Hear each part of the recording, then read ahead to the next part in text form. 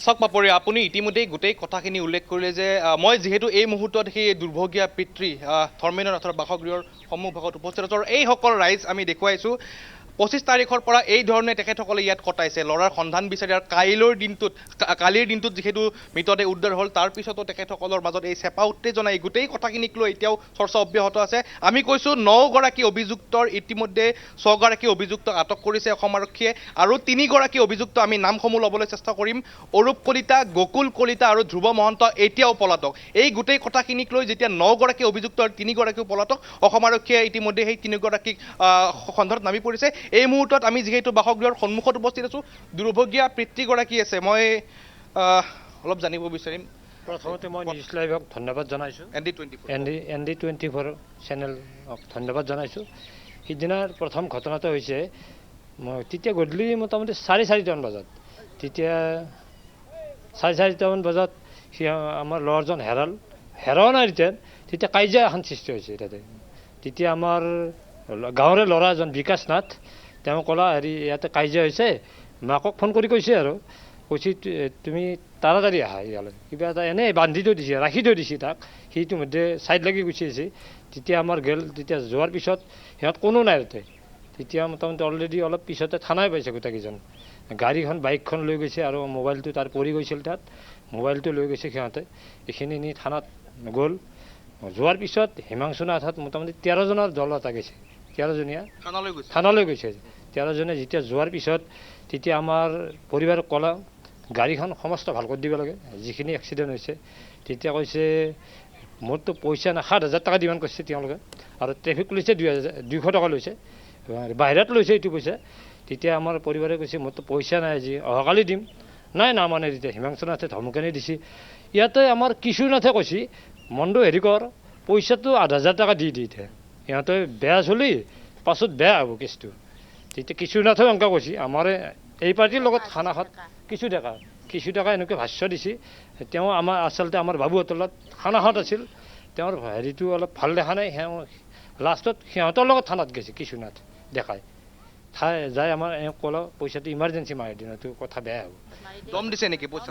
দম দিছে পইচাটোৰ কাৰণে। কৈছে যে পইচা নিদিলে ল'ৰাটো নিদিয়ে, সিহঁতক যদি পইচাটো মানে মাকে নিদিয়ে তেতিয়া আমাৰ ল'ৰাটো ঘূৰাই নিদিয়ে, যে পইচাটো দিয়ক তাৰপিছত আমি আপোনালোক ল'ৰাটো কৈ আছে কৈ দিম। তাৰপিছত মানে মোৰ খুৰীমা হয়, খুৰীমাই ভয়তে ওৰৰ পৰা ধাৰ কৰি কিনে পইচাটো ল'লে মোবাইলত, লৈ কিনে সিহঁতক মণি কাকতি যিজন অভিযুক্ত আছে আমি নাম দিছোঁ, তেওঁৰ মোবাইলত মাৰি দিয়া হৈছে 7,000 টকা। 7,000 টকা যেতিয়া পালাক মানে মোৰ খুৰীমাই ক'লে যে মোৰ ল'ৰাটো দিয়ক, কৈছে যে এতিয়া ল'ৰাটো আপোনালোকে বিচাৰি লওক, আমি নাজানো ল'ৰাটো আপোনালোকে পইচাটো পোৱাৰ পিছত সেইটো কথা কৈছে, ল'ৰাটো আপোনালোকে বিচাৰি লওক। তাৰ আগলৈকে কৈ আছিল পইচা দিয়ক আমি আপোনাৰ ল'ৰাটো ঘূৰাই দিম। পইচাও ল'লে আৰু ল'ৰাজনক নিজে বিচাৰিব। আমাক পিছত পইচাটো লোৱাৰ পিছত আমাক ক'লে যে আপোনালোকে ল'ৰাটো বিচাৰি লওক। নিদিয়ালৈকে কৈ আছিল যে ল'ৰাটো আমি দিম, আমাক পইচাটো দিয়ক, আগতে ক্ষতিপূৰণ দিয়ক, গাড়ীখনৰ ক্ষতিপূৰণ দিয়ক, আমি ল'ৰাটো ঘূৰাই দিম। যেতিয়া মানে পইচাটো নাথাকে, ইমান দুখীয়া মানুহ মোবাইলত পইচা থাকিব নেকি, ওৰ পৰা 1,000 এনেকৈ লৈ 7,000 টকা কৰি কিনে মাৰি দিয়া হ'ল মণি কাকতিৰ মোবাইলত। তাৰপিছত খুৰীমাই ক'লে এতিয়া মোৰ ল'ৰাটোক দি বোলে, সিহঁতে কৈছে যে এতিয়া আমি ল'ৰাটো কৈ আছে নাজানো, সিহঁতৰ সেইখিনি ভাষ্য। তাৰ পিছৰ পৰা খুৰীমা আৰু কি কৰিব, কান্দি কাটি মানুহ মাতি কিবা কৰি বিচাৰ খোচাৰ কৰি আছে, এতিয়া ল'ৰাটো পোৱা নাই, নাপাই কিনে আকৌ থানাত গ'ল। এতিয়া 7:30 পইচাটো ল'লে, 7:30 পিছত মানে যেতিয়া সিহঁতে সেনেকৈ ক'লাক যে ল'ৰাটো য'তে মানে য'তে আছে তাতে আছে, আপোনালোকে বিচাৰি লওক চাই কিনে, সেনেকৈ কোৱাৰ কাৰণে তাৰ আকৌ তাৰ পৰা উভতি বিচাৰ খোচাৰ লাগিল। তাত ল'ৰাটো তাতে পোৱা নাই, যেতিয়া পোৱা নাই কান্দা কাটাত মানে বিচাৰি হৈ গ'ল গোটেই ৰাইজৰ, নাপাই কিনে আকৌ থানাত গ'ল। থানাত এজাহাৰ দিব খুজিলে, ল'ৰাটো যিহেতু পোৱা নাই, আমি হেৰুৱা ল'ৰাটো, থানাই আমাৰ এজাহাৰখন লোৱা নাই। মূল কথাটো হৈছে আৰম্ভণিৰ কেন্দ্ৰটো হৈছে এজাহাৰখন। এই এজাহাৰখন লোৱাৰ ক্ষেত্ৰত আৰু কি কাৰণত ইমান দুৰ্বল হৈ পৰিল, সেইগৰাকীসকল কি দলৰ নেতা, ৰাজনৈতিক কাৰণত কিয় ইমান দুৰ্বল হৈ পৰিল, সেইটো কথা এটা অংকুৰ সেই কথাখিনি আপুনি গম পাইছে নাই? এই গোটেই কথাখিনি গম পাইছে নাই? দীৰ্ঘদিনীয়াভাৱে সেই চৰ্চাটোহে চলি আছে, সেই চৰ্চাটো চলি আছে যে বিজেপি দলৰ পালি নেতা আৰু সেইকেইটা হত্যাকাৰী যদি বিজেপি দলৰ পালি নেতা হয়, তেতিয়াহ'লে আজি 6-7 দিন হৈ গৈছে সমগ্ৰ ঘটনাটোৰ। কোনোবাই কৈছে হয়, কোনোবাই কৈছে নহয়, তেওঁলোকে অন্ততঃ সেই কথাখিনি স্পষ্ট কৰিব লাগিছিল। আৰু যদি হয়, তেওঁলোকে বাৰম্বাৰ কৈ আহিছে যে ৰাইজৰ হৈ তেওঁলোকে কাম কৰিছে, কাম কৰিব, কিন্তু ক্ষমতাই এনেদৰে মূৰত ধৰে নেকি?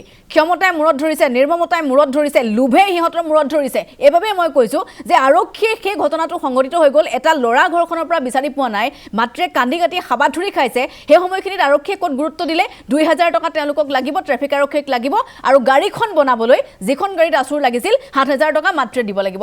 প্ৰয়োজন কোনটো আছিল? কোনটো ক্ষেত্ৰত আৰক্ষীয়ে কাম কৰিব লাগিছিল আৰু কৰিলে কি সমগ্ৰ ঘটনাটোৰ সন্দৰ্ভত?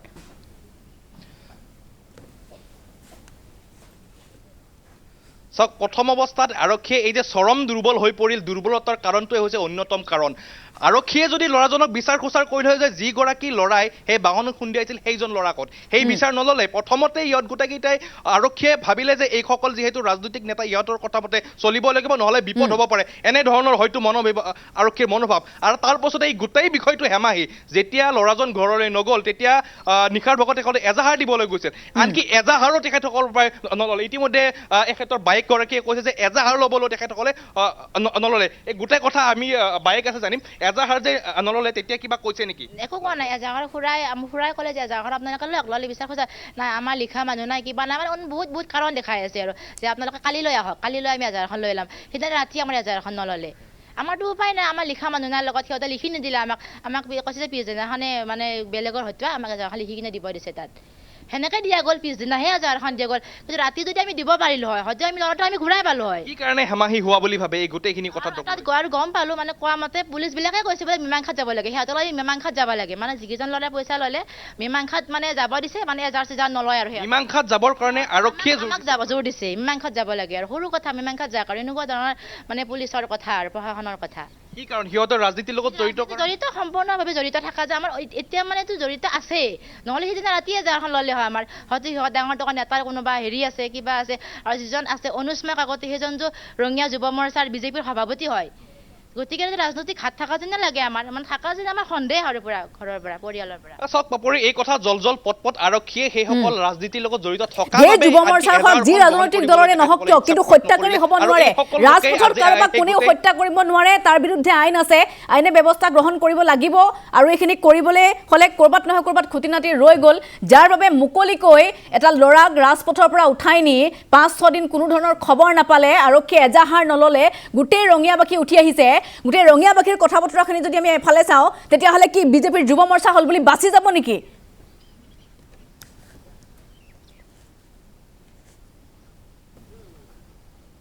বাপৰি, সেইটো কথাক লৈ আজিও এই কথাখিনিক লৈ উত্তাল হৈ আছে এই গাঁওবাসী। মই পৰিৱেশটো দেখুৱাম সন্মুখ ভাগত। এই আজি 31 ডিচেম্বৰ, আজি ৰঙিয়াবাসীয়ে নতুন বছৰ আদৰ অকণো তেখেতসকলৰ ইচ্ছা নাই। এই গোটেই কথাটোক লৈ আজিও অনুতপ্ত তেখেতসকল। আৰু অসম আৰক্ষীৰ চৰম নিৰ্লিপ্ততা, চৰম হেমাহিৰ বাবে আজিৰ এই যি ঘটনা, এই ঘটনাটো সংঘটিত হ'বলৈ পালে। মই ইয়াত দেখুৱাম আৰু কিছু মতামত ল'ম, আপোনালোক তেখেতসকলৰ আত্মীয়।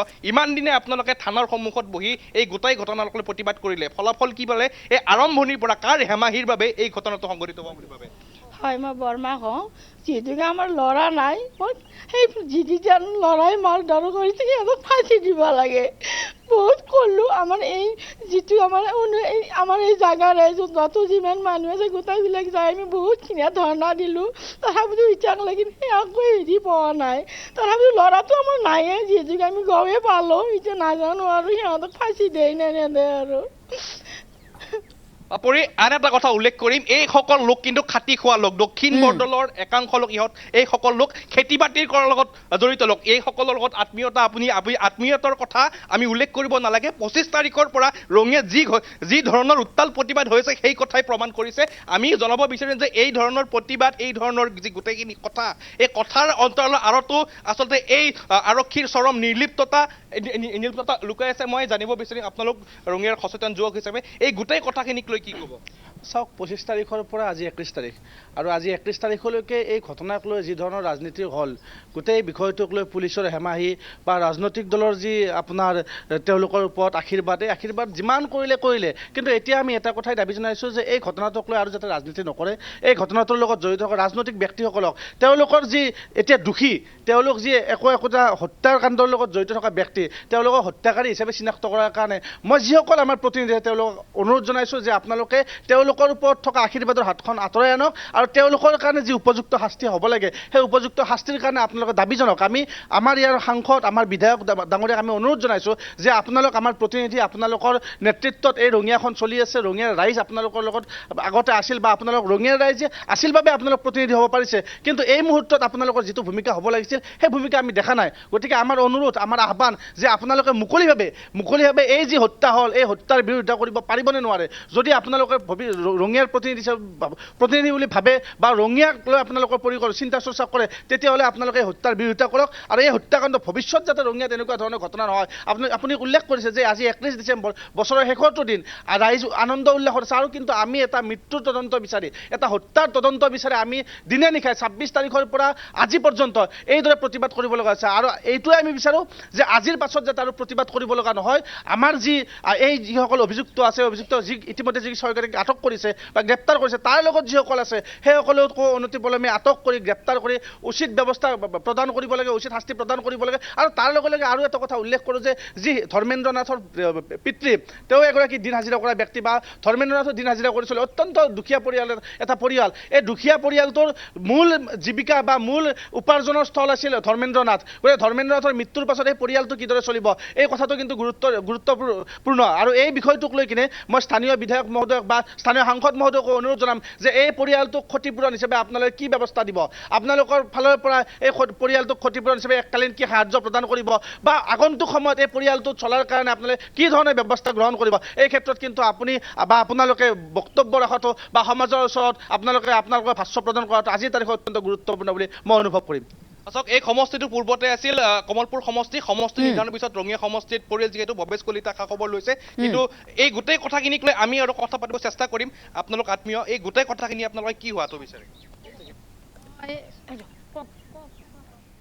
এই গোটেই কথাখিনিক লৈ আপোনালোকে কি হোৱাটো বিচাৰে? আমি দোষীক শাস্তি দিয়াটোৱে বিচাৰোঁ। কাৰণ আমি 6 দিনেদি আজি 7 দিনত ভৰি দিলে আমি আজি ল'ৰাটো পালেও আমাৰ মনৰ শান্তি হোৱা নাই। গতিকে তেওঁৰ ঘৰতে যোনে মাৰিছে হিমাংশু কাকতিৰ ঘৰত, তেওঁৰ ঘৰত আমি মৰাশটো আমি জ্বলাম আৰু দোষীক তেওঁলোকে শাস্তি দিব লাগে।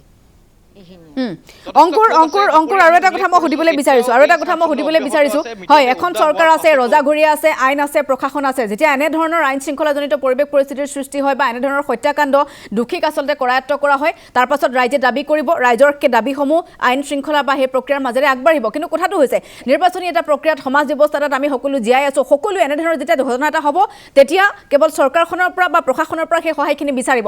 কিন্তু সেই পৰিয়ালটোক প্ৰশাসনে সেই সহায়খিনি নকৰিলে এইটো পৰ্যায় পালেগৈ যে হত্যাকাৰী মৃতদেহ পেলাই থৈ পশ্চিমবংগলৈ পলাই যাবলৈ সুবিধাখিনি কৰি দিয়া হ'ল। সেই সুবিধা প্ৰশাসনে কিন্তু কৰি দিলে। এতিয়া যি চৰ্চা চলিছে ৰাজ্যিক বিজেপিৰ সভাপতি বা বিজেপিৰ পালি নেতা, গতিকে সেইকেইটাৰ বিৰুদ্ধে এতিয়া শাসকীয় পক্ষৰ ফালৰ পৰা বা বিজেপিৰ ফালৰ পৰা কোনো এগৰাকী গৈ তাত উপস্থিত হৈছেগৈ নে, সেই পৰিয়ালটোক আশ্বস্ত প্ৰদান কৰিছেনে আৰু এই কথাখিনিক লৈ সেই তৎপৰতা দেখুৱাইছেনে যে দুখীয়া উচিত শাস্তি পাব?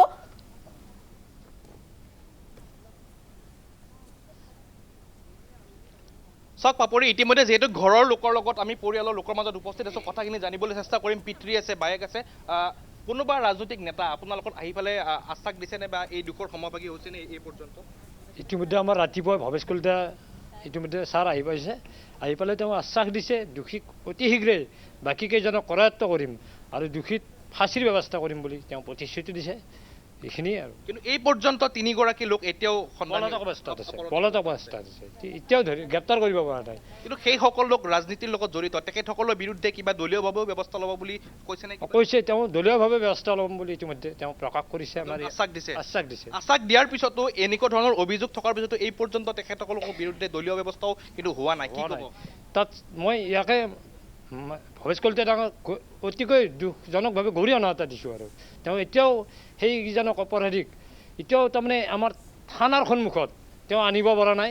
তেওঁ হয় আমি স্পষ্টত দেখা নাই, তেওঁ হয় চাংচাৰী থানাত ৰাখিছে, ক'ৰবাত ৰাখিছে, যাতে আমাৰ মৃতদেহ নিয়াৰ আগমুহূৰ্তত তেওঁ আমাৰ ৰঙিয়া থানাত যাতে আমি সমস্ত ৰাইজ দেখা পাওঁ, তাক মই কাটৰ অনুৰোধ কৰিছোঁ। তেওঁক মৃতদেহ কেতিয়া আহিব বুলি কৈছে? মৃতদেহ 1টামান বাজিব বুলি কৈছে।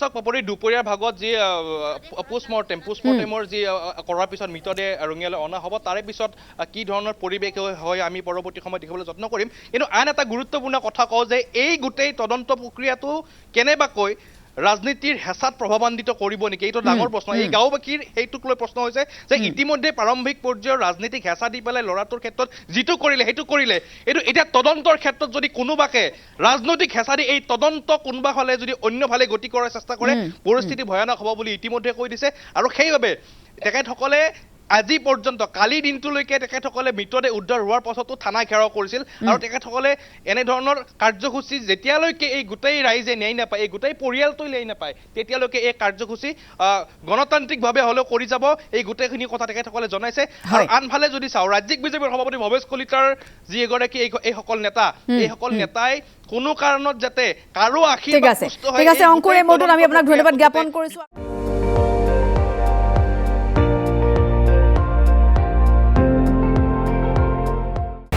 আপুনি চাই আছে ND24 সৰ্বশ্ৰেষ্ঠ নহয় সৰ্বোত্তমৰ দৌৰত